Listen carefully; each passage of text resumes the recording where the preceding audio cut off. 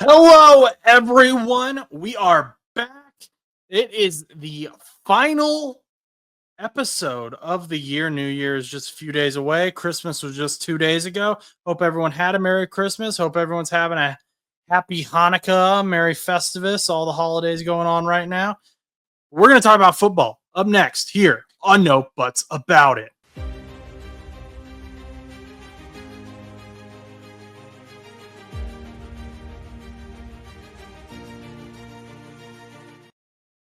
What's up, everyone?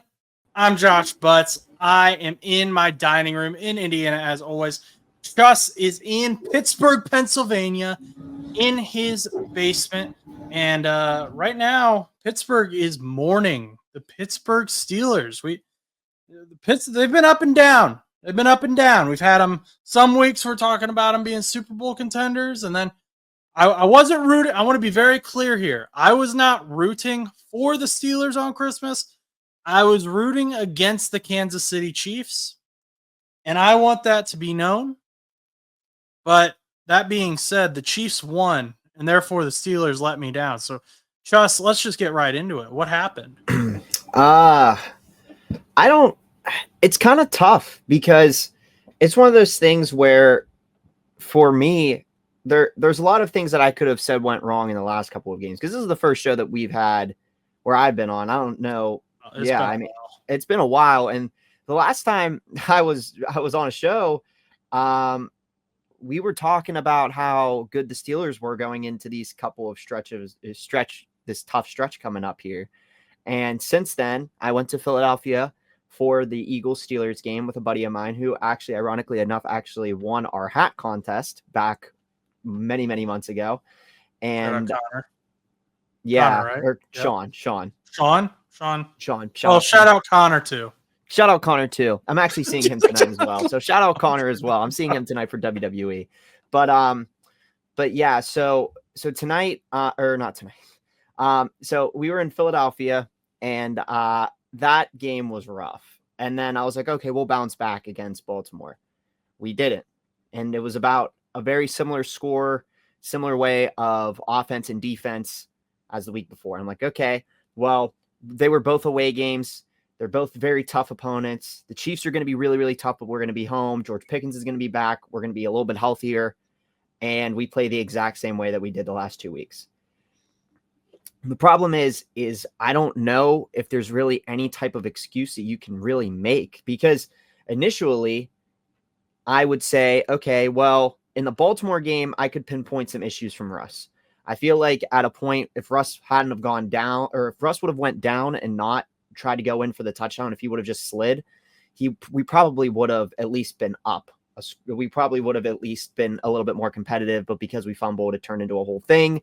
Russ also had a really bad throw after we got Minka's first interception in like 2 years. Minka hasn't gotten a pick.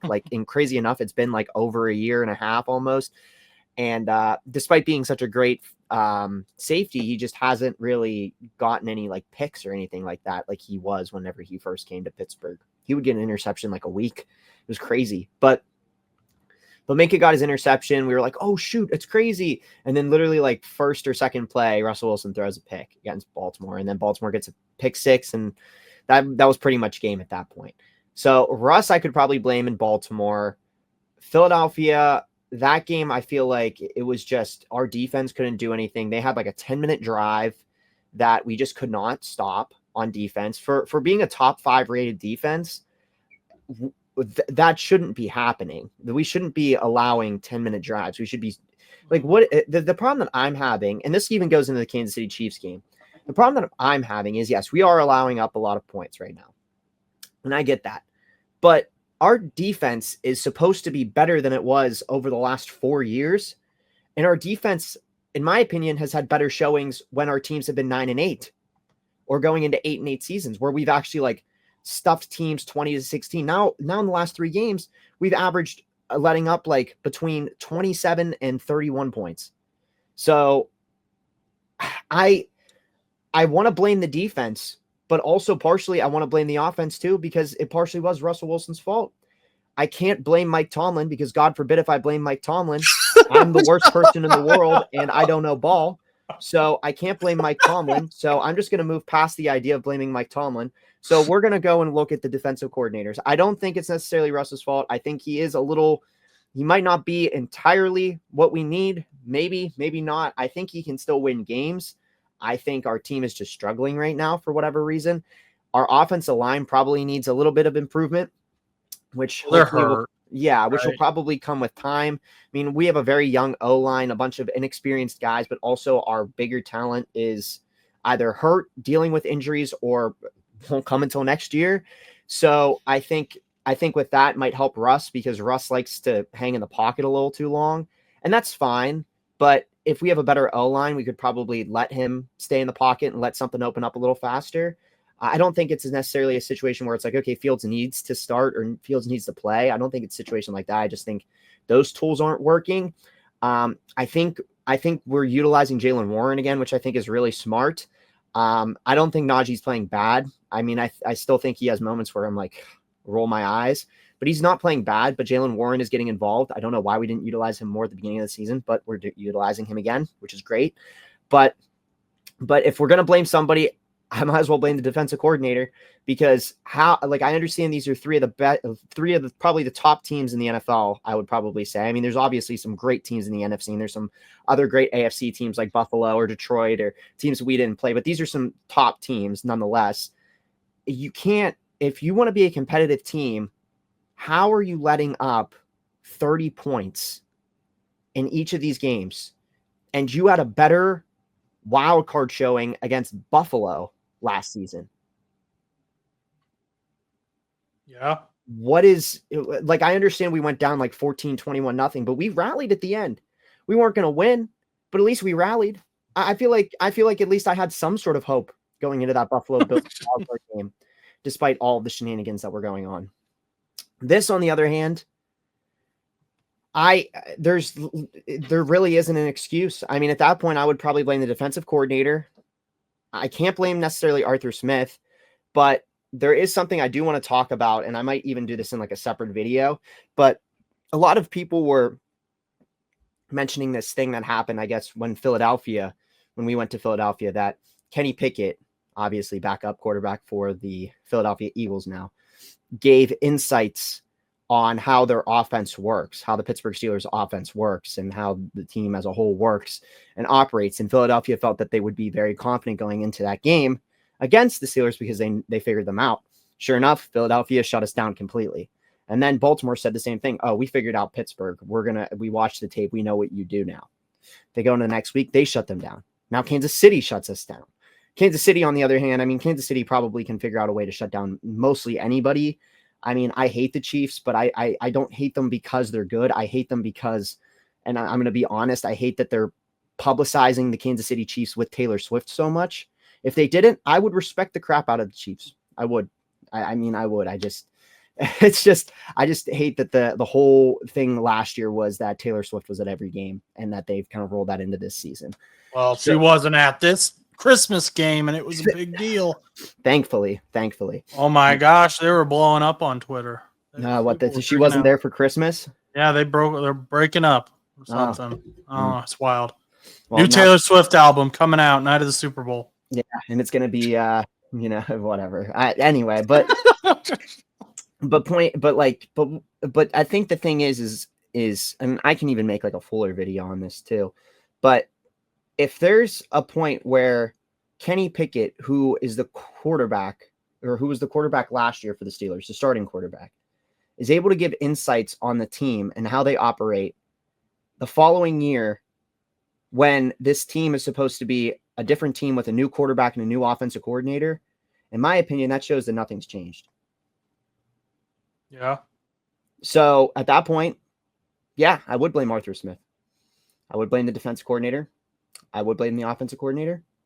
I can't blame Mike Tomlin at that point, because if Kenny Pickett, who, you bring in a bunch of new coordinators, coaches, and whatnot to change the way that the schemes are working, and the schemes are still the same, at some point you're going to have to blame the head coach. And I'm not necessarily saying to call for him to be fired, but I do want a little bit of a change here, because where is this December meltdown coming? We saw this before in 2020. We had a meltdown. We had a crazy start to the season, 12-0. We lose to a Washington Commanders team that wasn't even that good, and then we fell off completely. I would be surprised if we beat the Bengals in January. I will be. Well, Bengals fans don't think we hit. Well, I'm not saying I think this, but on the social media, they think we don't have a shot. So, well, the thing is the way I'm looking at it, you guys have nothing to lose probably come that time. If exactly. You mentioned the meltdown and yeah, exactly. But my thing is like at that point, like you have nothing to lose come January. If let's say you guys do lose to Denver coming up, you guys will have nothing to lose at all at that point. Why not crap all over the Pittsburgh Steelers parade and make them fall to like the 6th seed wildcard team and have them go play Baltimore in Baltimore, who they already got demolished by Baltimore in Baltimore, not even a couple of weeks ago. I mean, you're either going to have Pittsburgh play Houston at that point, because more than likely I don't see us winning the division because we need Baltimore now to lose and we need a win, which I don't know if that's going to happen considering Baltimore's playing Cleveland, but we'll see. I mean, anything can happen, but I think you guys have a lot less to lose if you guys get eliminated by Denver this weekend. I think you guys will probably go out there and why not? It's a divisional rival. Why not just crap all over us at home in our last game of the season, lose the momentum going into the wild card, and then we lose to Baltimore. I mean, or Houston, I guess at that point. I mean, I'd rather play at Houston because I think we could probably beat up Houston team. I won't feel fulfilled because I'll just feel like if this was a better Houston team, we would have gotten smacked, and then we'll probably have to go to Kansas City again anyway. But I mean, I don't know. I just think there's a lot of issues, and I don't know if we're going to have them figured out because we've lost 3 straight. I mean, what about the fact, and like Patrick Mahomes has come out and DeAndre Hopkins, some big names have come out and talked about this. Obviously the Chiefs players get more publicized when they talk about it, but 3 games in 11 days, like the Chiefs aren't the only team doing that. Yeah. So to your defensive coordinator's credit and to Mike Tomlin's credit, I can't believe I'm saying that, having to prepare for Lamar Jackson, Jalen Hurts, and Patrick Mahomes in a less than 2-week stretch, that's a lot. I mean, yeah. And I mean, and considering two of them were at the location, being at Baltimore, which we know that Lamar Jackson hasn't played a home game against Pittsburgh with fans ever, I think, or since he started in the league, because like he played home and it was COVID, there was no fans, and then every other time they already had like locked up the division. So when Pittsburgh came to town, Huntley was in or Lamar was hurt, so which would result in Huntley being in. But yeah, I mean, you have to go at Philly, and you have to prepare for Jalen Hurts. You have to prepare for Lamar Jackson, division rival, at Baltimore for the first time with Lamar Jackson playing. And then 4 days later, you have to come home and play probably the best quarterback in the NFL. I mean, regardless of the stats this year, he is the best quarterback in the NFL this year. Or just well, he's not the best this year, but in general, he is the best quarterback. I mean, even Tom Brady's had those down years, but he balled on us. Like he made 300 yards and 3 touchdowns is crazy. You're also not just playing Patrick Mahomes, and not to downplay Patrick Mahomes, but you're also playing Andy Reid and then Steve Spagnuolo, who is an insane defensive coordinator. Chris Jones didn't even play against the Steelers. Nope. And they still had that run defense was pretty stout still. I didn't watch a lot of the Christmas games because didn't have Netflix where I was, but Drew Tranquill, I saw quite a few plays where they just had him drop down and get a tackle for loss on a screen pass, or if they were running the ball, they would just have Drew almost just be a spy and just read that. And he seemed to be doing a pretty good job from what I saw. He did. I mean, I'm not even gonna like downplay it. I mean, the whole Chiefs team did a good job. I mean, I feel like Baltimore, Kansas City, and Philadelphia, all three of them did really good jobs over the last 11 days. I personally think that, not even just from my perspective, just for all teams' perspectives, I don't think it's necessarily a healthy way of playing to have a team play three games in 11 days. I think Baltimore also kind of got stunned. I think Kansas City in a way also got kind of shocked, and so did Houston. I don't feel as if it was, I mean, I understand they want to play on Christmas, but to an extent, I don't think they should, because you're really screwing with the idea of playing on Tuesdays or Wednesdays instead of playing on a Thursday or Friday. You have that outlier this year. And I feel like for some of those teams, great. Thankfully, nobody really got seriously hurt. I mean, obviously, like from what I know, I mean, there's not a lot of teams. I don't think there was a lot of major injuries that occurred, but there are teams that in the future, if this does happen, it could have a lot of injury implications. Like there are players that it could affect their entire momentum going into because imagine a situation where Kansas City, okay, has to play 3 games in 11 days again, and they lose Patrick Mahomes. Imagine like a different scenario where that happens. And now Kansas City is probably going to take that first round bye. And once if he's done for the season, that 24-day break is going to mean nothing. And he comes in and then they lose to whoever they play. You name it, they lose.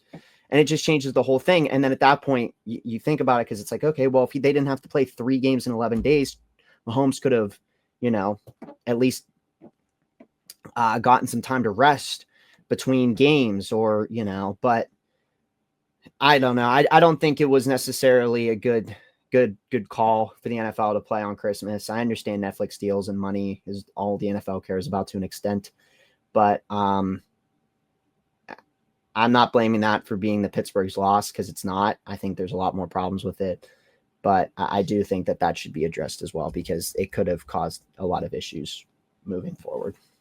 Well, I got something. Speaking of the NFL and money, I've got beef. We're not sponsored by anything here, so I can say whatever the heck I want. No one can stop me. Okay. There is a thing that has been sacred to football fans for 2 decades.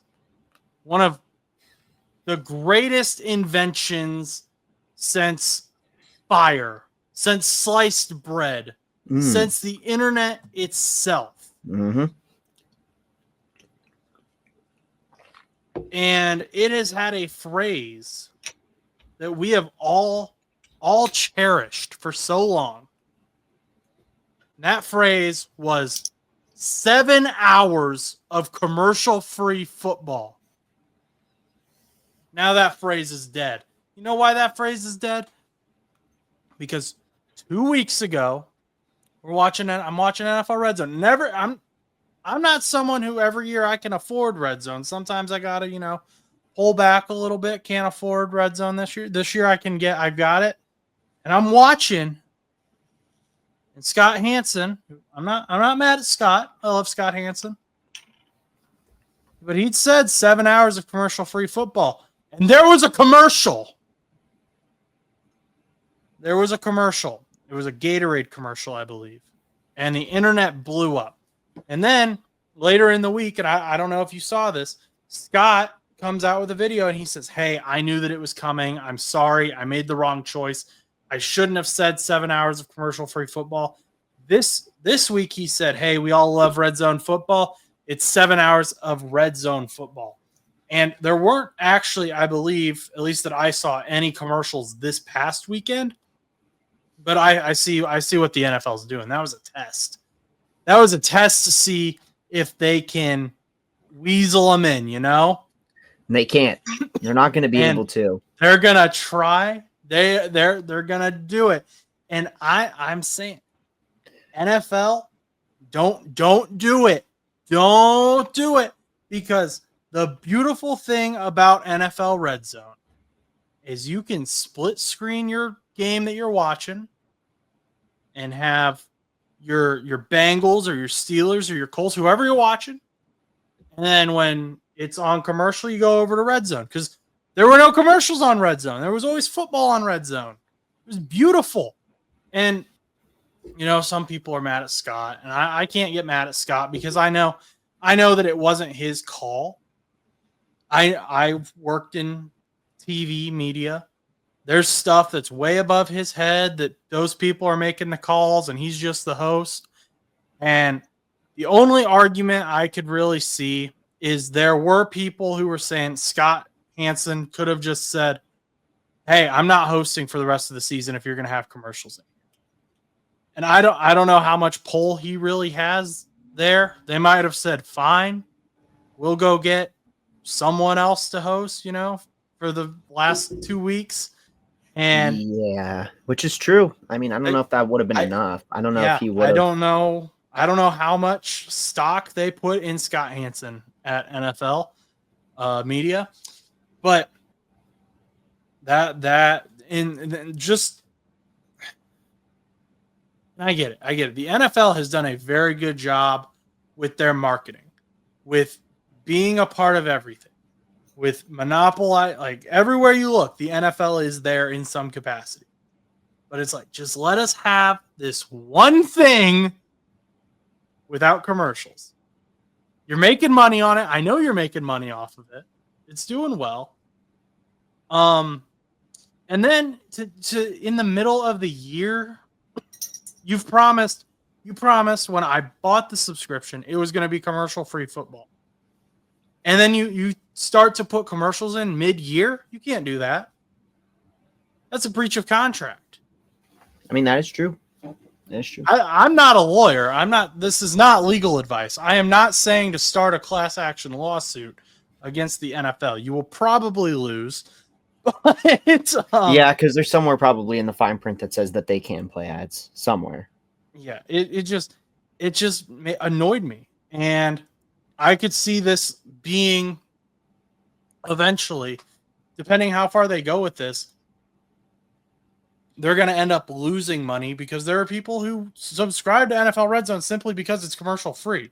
And if you're just going to make me subscribe to something and then not make it commercial free, then what's the point, I agree. How badly do people want to watch their out of market teams? And even if they do want to, a lot of people can't afford it right now. And so don't take this premium product, this product that was great, and just ruin it. Don't make it worse when it's already hard to afford for some people, and it's already difficult in the economy, and there are people sacrificing other things because they saw it as a valuable thing. And now, in my opinion, it's losing its value. So, be interesting to see what happens, but that is my message to the NFL about NFL RedZone. That is my message to Scott Hansen. Scott, I'm not mad at you personally. Sure, your DMs probably haven't been the nicest the last few weeks, but keep doing what you're doing. And I guess if we're gonna have commercials in RedZone, I just won't subscribe anymore. Yeah, and I think a lot of people probably won't either. I mean, I personally don't subscribe to RedZone. I just don't.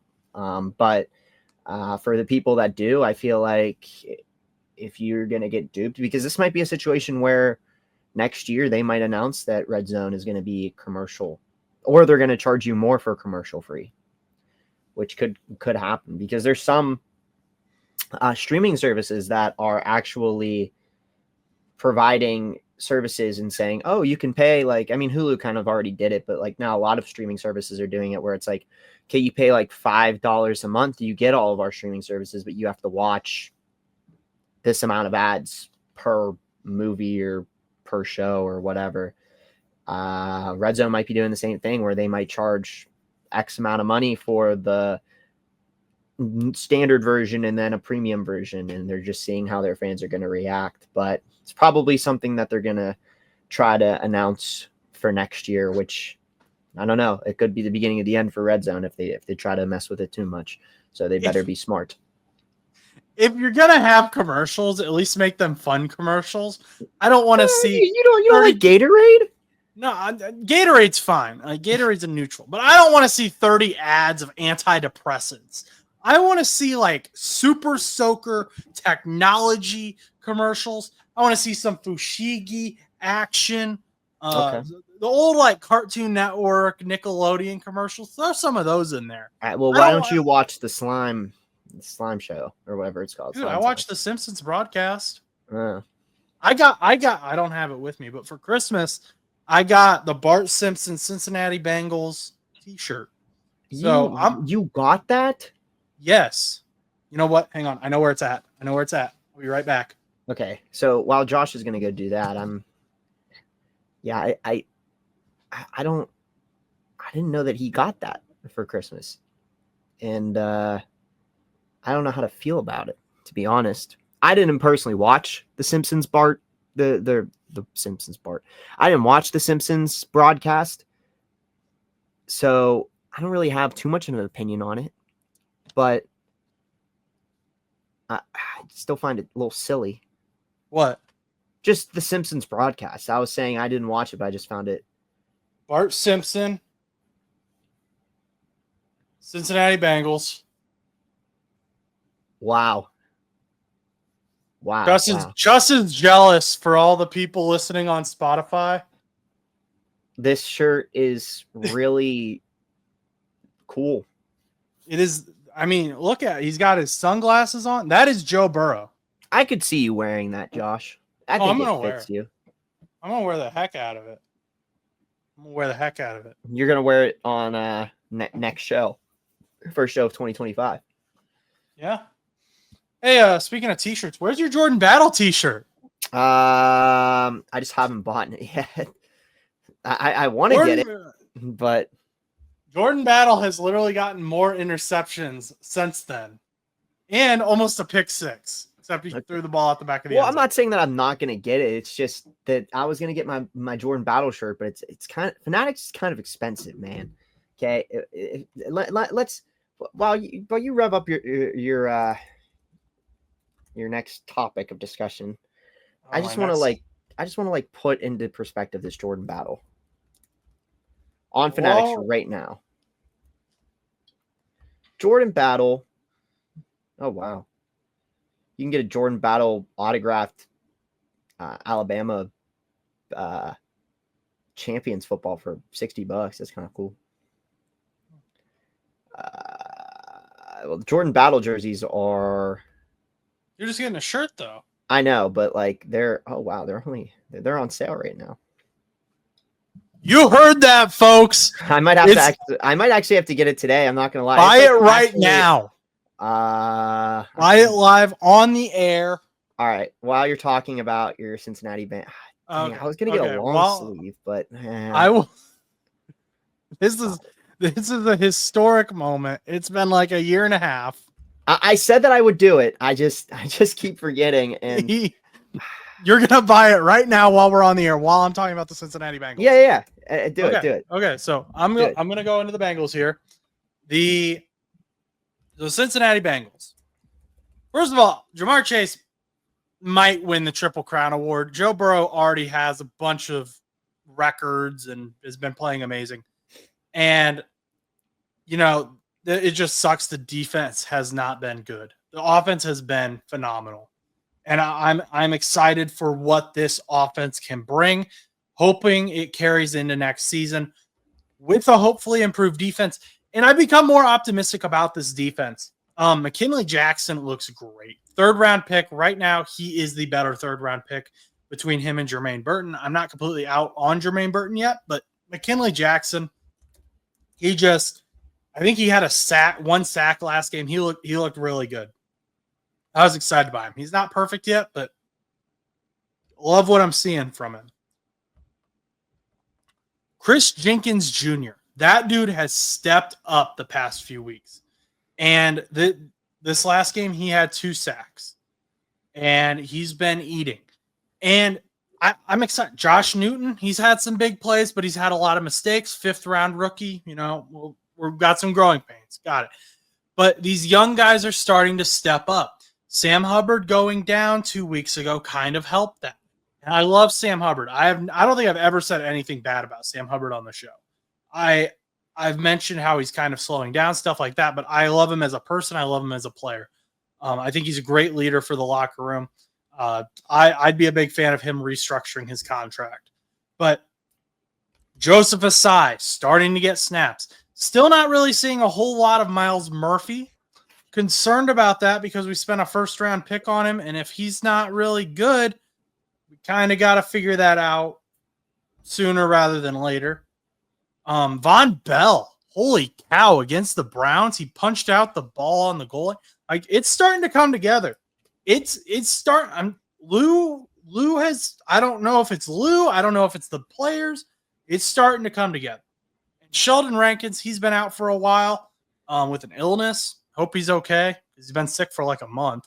But Chris Jenkins and McKinley Jackson have gotten some snaps because of that. Super important. And I think part of it is Lou Anarumo has finally figured out that you cannot force a scheme onto the players because most of the Bengals defense is rookies. It's second-year players. It's free agent signings. There's not a lot of like consistency in terms of the veterans. You don't have DJ Reader. You don't have Chidobe Awuzie. You don't have Jesse Bates anymore. Your main captains on the defense are like Logan Wilson, Trey Hendrickson, Sam Hubbard. And you can throw Von Bell in there, I guess, too. But there's not really a whole lot to carry over, and we're depending a lot on younger guys. And when the system is too complicated for those younger guys to learn immediately, that creates problems. And I think that's what we're seeing now. Does that mean that Lou has saved his job? No, Lou Anarumo, you have not. Because in my mind, a good defensive coordinator would recognize that, hey, we've got a lot of guys who aren't used to this to my old defense that I've been running with Jesse Bates, with DJ Reader, with Chidobe Awuzie. Our pass rush is going to struggle. All stuff we knew before the season started. Like, this wasn't really a shock. We knew that there was going to be a step back. We just didn't know how heavy it was going to be. Now that you've simplified things, it's a little easier. I think that a better defensive coordinator recognizes that those struggles earlier on and doesn't continue to try to force that in. So I would still move on from Lou Anarumo just because I think that there are better options out there for defensive coordinator, especially this offseason with a lot of the coaching changes that are going to be occurring. So, but I am excited about what we've seen from this young group, what we've seen from Jordan Battle. Geno Stone has been, since week 14, he has been so much better stepping into his role. And Jordan Battle's been getting some snaps, and it's been starting to come together. It just might have started to come together a little too late. And we need some improvements still, but I'm happy with where they're at. The offense has just been great. They continue to be great. I don't really have anything there. You got your shirt ordered? I did order the shirt, yes. Oh my gosh. It was on sale too. Very excited about that. As you can see, that's the PayPal. Oh my gosh. So purchase at Fanatics. You placed an order for $37.48. There you go. Folks. It's gonna be 2025. 2025. 2025. 2025 is gonna be huge. We got the Jordan Battle t-shirt. We're gonna hit 500 subs, hopefully. I hope we don't sit all year at 495 subs. That would just be awkward. That would be sad, but go sub if you haven't already.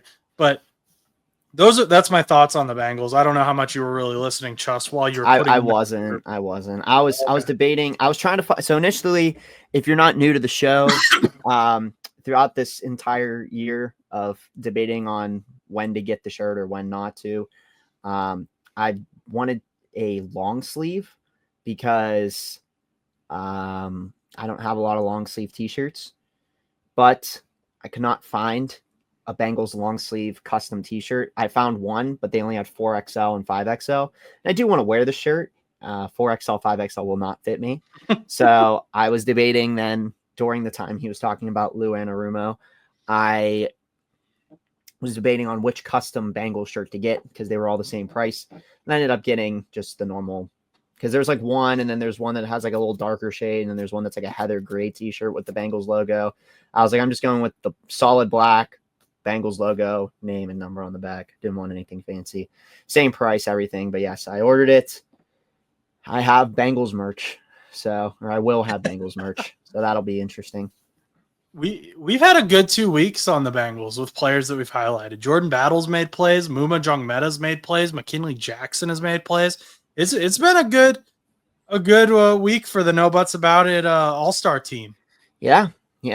I would agree. The only one that I kind of wish for the best, I'm hoping eventually pops off is, we got Donovan Peoples-Jones, hopefully eventually, and Ty Chandler, Yeah, Ty Chandler, he's looked good whenever he played. He's just not starting, because it's Aaron Jones, Yeah, it's Aaron. I think he has potential. Izzy Abandakanda, he could have some potential too. But perpetually buried on the depth chart. Just Izzy Abandakanda. No matter where he goes. Really, no matter how many 49ers running backs get injured, Izzy Abandakanda will not play. Just really makes me upset. Bengals wanted him. Why didn't they get him? We didn't have priority on the waiver. We wanted him.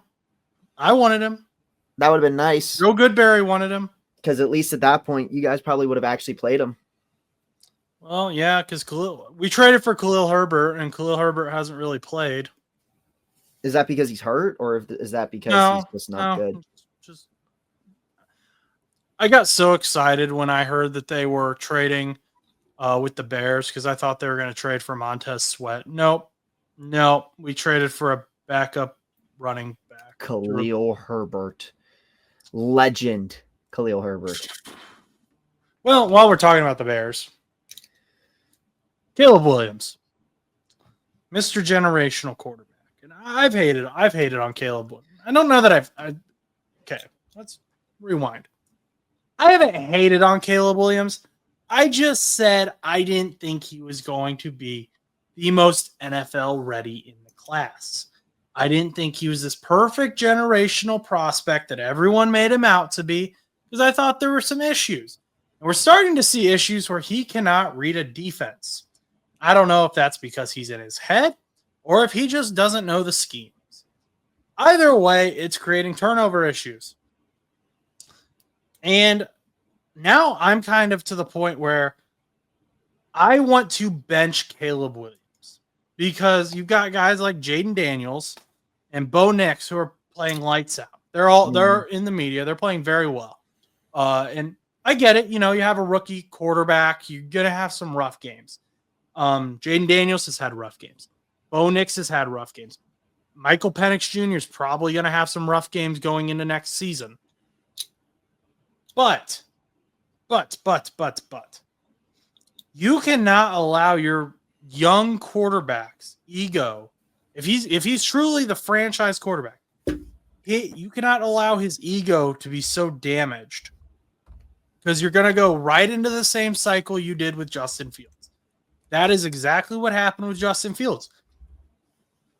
He was supposed to be the franchise guy. You drafted him in the first round. And then, it doesn't work out. We hear all this talk about he's great with his feet, but he can't throw. He's always in the media, always down negative. And we're starting to hear those things about Caleb Williams.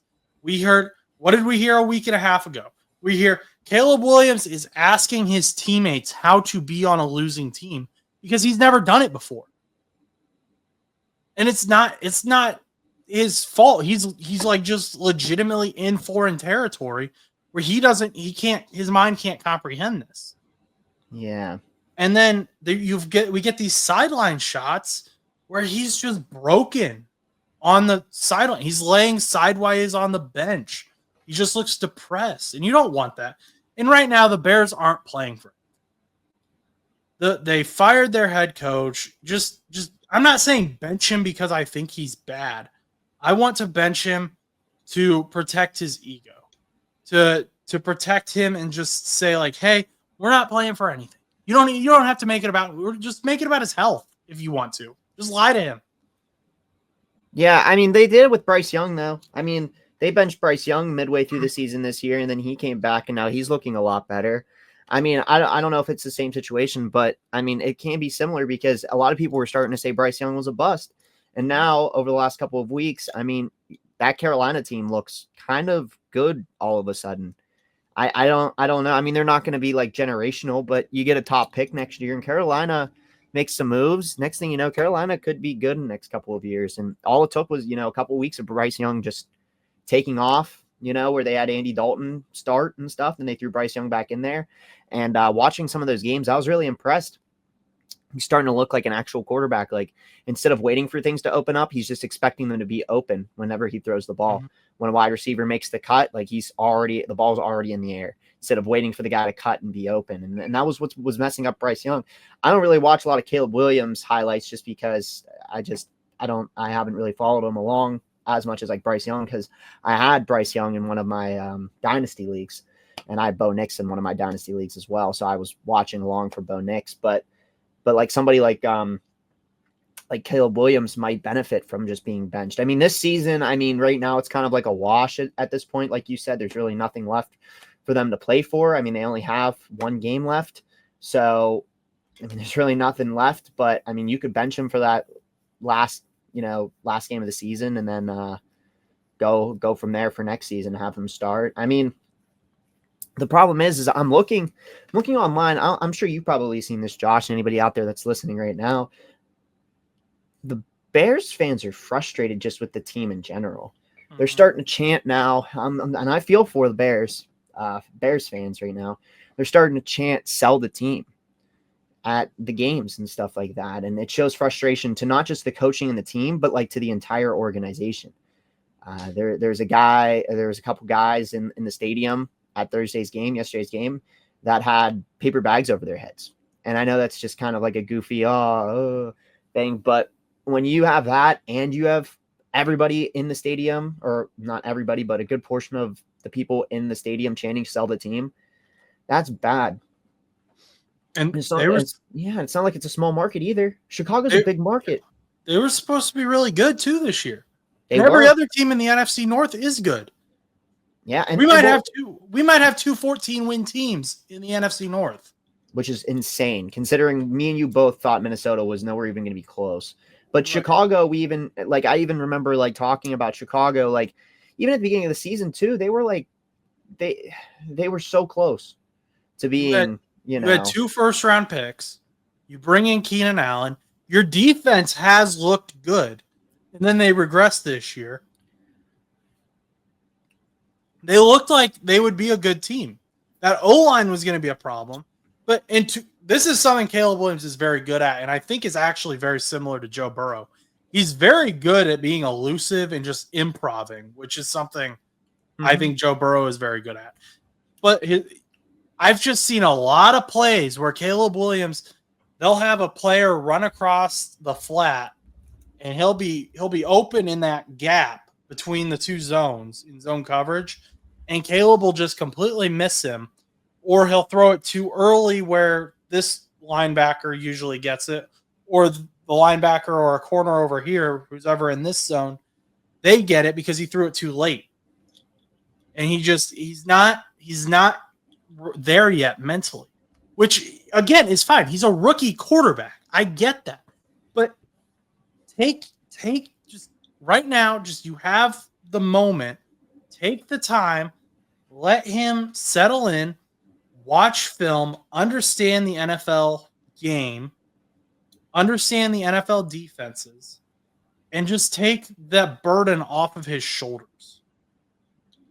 Yeah. If you want him to be your franchise quarterback, because the way you've been doing things has not been working.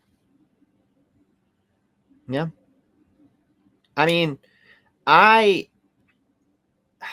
problem is do you think that they would benefit from having another wide receiver? Because like Rome, I thought was going to be utilized even more, but there's games where like he's not getting targets at all, and he's like a top 10 pick. I don't think they need better play. I don't think they need better players, at least in the passing game, because I mean you've got DeAndre Swift in running game. He's a good he's a good receiving. Solid. Yeah. Keenan Allen, your wide receiver 3 is a first-round pick rookie. And then you've got Keenan Allen and DJ Moore ahead of him. Cole Kmet's your tight end. You have an offense that should be very good. Yeah, it's a solid team. And Caleb, and the O-line isn't great, but his actual receivers are good, in my opinion. But I also think he's being rushed by that lack of an O-line, but also just he isn't there. He isn't ready for the NFL game yet. And I'm rooting for him. I root for all these guys for the most part. And I just want to see him succeed. And I don't want to see them go through this thing again where they hold on to him for 3 years, break him down, then trade him, and then go get another first-round guy. This head coach, whoever they hire next, they got to nail this. Should have been Bill Belichick. I don't know if it needs to be. I would hire an offensive guy personally. Yeah. Because you're trying to develop a young guy, young quarterback. You're going to want an offensive guy. I would want him to have quarterback coach experience. Offensive mind, and just have good leadership skills. I don't know who that is. I don't have anyone in mind for the Chicago Bears. Maybe it's Ben Johnson. Maybe you do get Ben Johnson. Maybe you go all in on Ben Johnson. But also, Ben Johnson doesn't have head coaching experience, so there's a bit of a gamble there. I just think the Chicago Bears need to nail this head coach position, because if they don't, it will ruin Caleb Williams. Yeah. I mean, it already messed up. A lot of Justin Fields. I feel like Fields shows a lot of promise. I mean, I said that throughout the beginning of the season when he started for the Steelers when Russ was out. Obviously, he may not be a starter level talent, maybe right now, but I think that he has the potential to be, and I think he always did. I think to an extent also, I feel like it's kind of unfortunate that over the last multiple years we've seen quarterbacks, top-rated quarterbacks, go to the Bears and not pan out. I mean, obviously, Caleb Williams is still young, and I mean, this is only his first season, so he has time to develop. But Mitch didn't do well. Fields didn't do well. And now you're here with Caleb Williams, who is not doing well. And it's concerning, because then at that point, how many of these quarterbacks actually were good, and they would have been good if they would have been somewhere else? And at that point, is it really... It comes down to the development of these quarterbacks and the team and how much you care about the team. And I can see why Bears fans get frustrated and are calling for a selling of the team, because they're not trying to get the team better. I like what Kevin O'Connell said earlier this year, where he said organizations fail quarterbacks much more often than quarterbacks fail organizations. And we've seen multiple quarterbacks this season alone kind of have a resurgence under good coaching. Mm-hmm. Kevin O'Connell has turned Sam Darnold into an MVP contender. Which is crazy. Sam Darnold. No one saw that coming. And now quarterbacks want to go to the Minnesota Vikings. Daniel Jones. And Daniel Jones is an example. And Kevin O'Connell has been nicknamed the quarterback whisperer. Another guy that I'm going to toss out there that I don't think people have really talked about, Dave Canales. He was the offensive coordinator for the Tampa Bay Buccaneers when Baker was there last season. And I guess you could argue that it was Sean McVay during that like 1 week that he was an LA Ram and he had that awesome game. But I'm gonna give the credit to Dave Canales personally. Just that resurgence in Baker Mayfield. He's playing much better now. And we're starting to see who we saw with the early Browns Baker Mayfield again. He's learning to love the game again. And now Dave Canales, after 1 year as an offensive coordinator, goes up to Carolina. And Bryce Young is starting to have a resurgence. And there are coaches who can turn around guys' careers. And there's also ones that can develop them from the start. I mean, we're looking at Bo Nix and Jaden Daniels. Jaden Daniels, a lot of people had high hopes for, but everyone just kind of like saw Bo Nix and kind of forgot about him. And then all of a sudden, Denver's in the playoff talks. I mean, they are. I mean, you can't forget about Bo Nix in that quarterback class. It was a great class, but I'm just saying, I mean, there's a lot of really good coaches out there that can develop quarterbacks.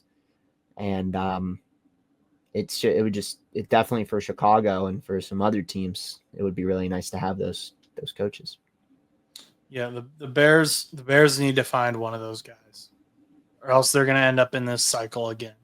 And at that point, like eventually, I think Chicago would probably just fall into this situation that the Steelers are doing and not drafting a rookie quarterback and just are going to go and pick up just older quarterbacks that are on the free agency wire over time.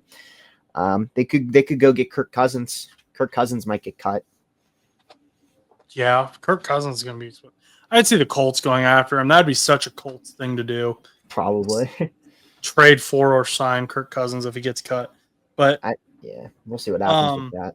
I mean, some franchises do that really well. It's worked for the Denver Broncos. They've never won a Super Bowl with a quarterback they drafted. No. So, except Bo Nix. Bo Nix is going to lead them to the promised land. We'll see. Bo Nix is very good, though. I like Bo Nix. I like Jaden Daniels, too. I want to like Caleb Williams, but unfortunately, he's not showing me enough yet. Just like Bryce Young, he wasn't showing me enough yet, but now he's showing some promise, and I'm excited to see what's next for him. We'll see what happens. But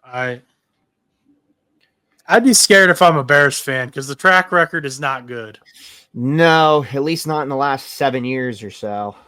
As long as I've been watching the NFL, it hasn't been real hot. So, but we got about 5 minutes here, Chus. You got anything final you want to say? Final topic? I don't know. Are you ready for your game this coming weekend? You ready to play Denver? Since we were talking about Denver? I don't know what's gonna happen. Nah. The Broncos defense is very good. Okay, so I'm going to ask you this just to see, because obviously we still have a week left of the NFL season and a lot can change. But what teams, based on what we have so far, and we can also talk about the teams that are still in the hunt for the AFC, what teams could beat Kansas City in Arrowhead? In Arrowhead. Because obviously Kansas City is going to have the playoff game, the 2 playoff games for the division and the AFC Championship, as long as they make it to the AFC Championship. I think the Bills can. Okay, I could agree with that. Trying to think what teams are kind of up there. I really only think it's the Bills off the top of my head. Really? Because, I'm only going with AFC teams right now. Well, I'm going with AFC teams too. Okay. Yeah. No, I agree with the Bills, but there's one more team that I think can do it. I just don't, and I don't even think this Chiefs team is as good as their record shows. I really don't. They've had a lot of just lucky things work out for them. Like they almost lost to the Raiders, and the only reason they didn't is because the rookie center Jackson Power Johnson, he snapped the ball early, and it just it's just weird stuff like that works out for him. But who's the other team you think can beat him? I think it's the Broncos.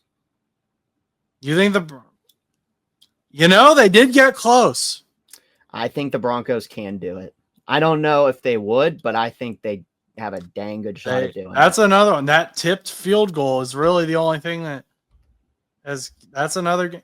And do they play the Broncos in their final game, don't they? Yes, I believe so. But the Chiefs are going to bench, obviously, most of their players because they already clinched the 1 seed. But I'm just saying, I mean, if the Broncos make it in, I mean, they're 9-6 right now. If they make it in, depending on where their seed is and how the rest of the 5, 6, and 7 do, I think they could go in and beat Kansas City.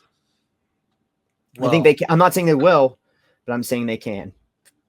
And I'm excited to see what happens just because they got the rivalry there. There's a rivalry there. Well, Cincinnati Bengals, when we trip and fall our way into the playoffs. Oh, I would honestly love for you guys to do that. But honestly, the thing I would be scared about for you guys is if you guys make it in as the 7th seed, you would have to beat Buffalo and then Kansas City.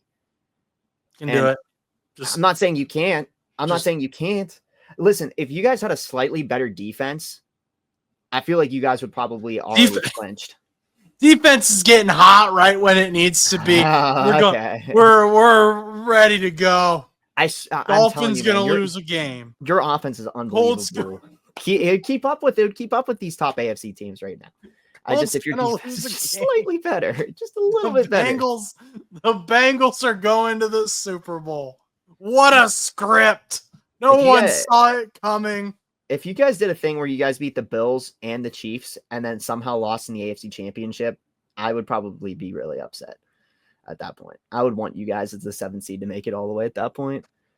But we're the underdogs. No one expected it. Hey, Steelers Muma Jungmeta is going to get a scoop and score to win the AFC Championship game, and the crowd's going to go wild. Even though they're not going to be in Cincinnati. Yep. But yeah, I was just wondering, just because talking about the Broncos and stuff, I just didn't know who you thought could beat the Chiefs. I think I think the NFC will probably prevail this year. Personally, I think the NFC has a lot more better competition than the AFC. I think the NFC North will prevail this year. Yeah. I mean, well, Jalen Hurts is out going into Sunday as well, so Kenny Pickett will be starting. I don't know whether to start A.J. Brown or not because Kenny Pickett only threw the ball to A.J. Brown, but I'm sure NFL defenses have noticed that as well. So A.J. Brown's always open. So, I mean, yeah, you could. I mean, he'll probably get you 11 points, maybe a touchdown. So, I mean, depends on how much you need the points. I'm in the championship. All right. Well, then who do you have as your back? I have a bunch of wide receivers. But well, then you can universally move them. Yeah, I can. I'll figure it out. But we're good. Right. We're done. We're. All right. Got anything else to say? I think that might. Oh, I do have one more thing. I have one more thing. Okay. I also have a bottle opener I've been playing with. But so last night I had a dream. Oh boy. Okay, Martin. That I had a dream last night and I woke up and I was stunned. But the dream was that Jamar Chase had a really big game. Like big game as in like 44 fantasy points big. And that is like on the dot 44 fantasy points. He's done that like three times a year already. I know, but he's going to do it again. And I had a dream about it in the next 2 weeks. There was like a stat that said like the last time a wide receiver had 100+ yards, 12 catches, and 2 touchdowns was when Jamar Chase did it this week. And before that, it was when Jamar Chase did it in week 8. And before that, it was when Jamar Chase did it in week 3. And that was the first time it had ever happened or something. It was like super specific stat, but kind of crazy that Jamar Chase owned all of them. And they were all this season. Also, I forgot about that stat that I read you before we started. So Now this is cool. This is cool if I can find it again.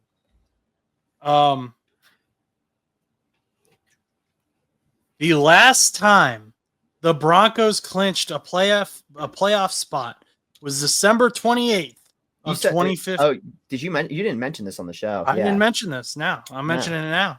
All right, go ahead. Repeat it. The last time the Broncos clinched a playoff spot was December 28th, 2015, coming off a 34-27 loss playing against the Bengals.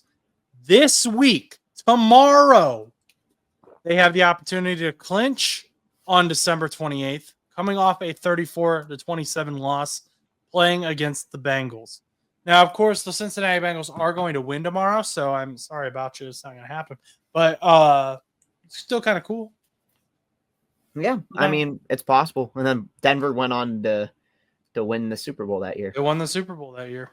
So could Denver be the team to go to the AFC to win it? Probably not. I mean, the NFC is crazy, so probably not. But. If the Broncos clinch playing against the Bengals on December 28th, then they win Super Bowl. Yeah. Every time. It's guaranteed. Hey, there's that crazy stat with the Penguins where it was like in 2009, the Penguins had clinched or had won the Eastern Conference Final Championship in like May, whatever date, 2009. And then they had won the Stanley Cup on 2009, like June 12th, 2009. And then they won it on the same date in 2016, the Eastern Conference Championship. And then on June 12th, 2016, they also won the Stanley Cup again. So they had the same dates that they won it in 2009 and in 2016. So Denver could do it like Pittsburgh Penguins did. Just a little hockey in it. I don't remember the May date. I just remember the June 12th one because obviously it's when we won the cup and also it's the day after my birthday. So isn't that entertaining? Isn't that exciting? Cool. Bo Nix, baby. Let's go, Bo Nix. Let's go. No. Bengals. Joe Burrow. Playoffs. Let's go. Yeah, we'll see. We'll see come tomorrow. We'll see how it goes. Jamar Chase, 10 receptions, 15 yards, or 10 receptions, 150 yards, and 3 touchdowns. I would love that because I have Joe Burrow and Jamar Chase in the league that I've in the championship. So it's gonna be a big game. Let's gonna go ahead and just go into my spiel here. Gotcha. Thank you for listening to today's show. If you enjoyed, please remember to like, comment, and subscribe. We can be found anywhere you listen to podcasts and on YouTube at No But Show. Our social media pages are NoButts_show on Instagram. My Twitter is Josh_Butts_2001. And if you would like to reach us, you can email us at bullmoosepodcast2. That's the number 2 at gmail.com. Finally, our spread shop will be in the description, so check out the merch. Once again, if you enjoyed today's show, like, comment, and subscribe. I am always posting NFL news on the YouTube and on the Instagram, so you definitely want to be subscribe to those if you're not already. We're also super close to 500 subs, so it'd be really awesome if we could hit that by the end of the year. But until next time, go do something nice for someone.